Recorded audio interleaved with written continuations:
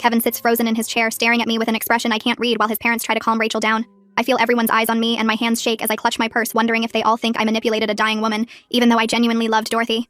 Marie touches Rachel's shoulder, trying to soothe her, but Rachel jerks away and screams that her own family is choosing a stranger over blood. George stands up and tries to grab Rachel's other arm, but she pulls free and lunges toward me again, making me flinch back in my chair. The guards tighten their grip, and one of them warns Rachel that they'll call the police if she doesn't calm down immediately. Kevin still hasn't moved or said anything, and his silence feels worse than Rachel screaming, because I need him to defend me, but he just sits there staring. Rachel's husband, Philip, finally manages to pull her out of the office, while she screams that she'll contest the will and prove I brainwashed Dorothy. The lawyer waits until the door closes before explaining that Dorothy anticipated this reaction, and left a detailed letter explaining her reasoning for each bequest. He pulls a folder from his desk drawer, and I see Dorothy's handwriting on the top page, which makes my throat tighten. The room feels too quiet after Rachel's screaming, and I can hear the clock on the wall ticking and someone breathing heavily behind me.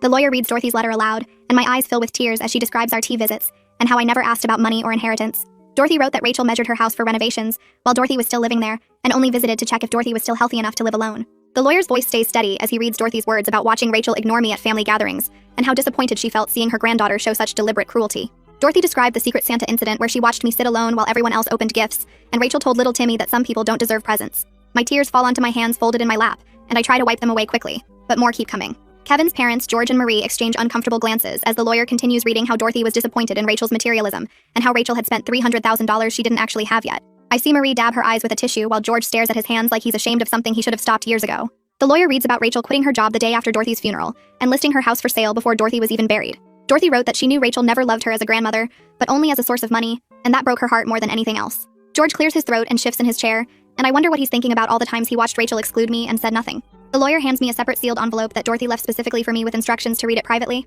Kevin finally speaks for the first time, asking if we can go home now, his voice flat and distant in a way that makes my stomach drop. He stands up without looking at me and walks toward the door while I'm still holding the envelope with Dorothy's handwriting on the front.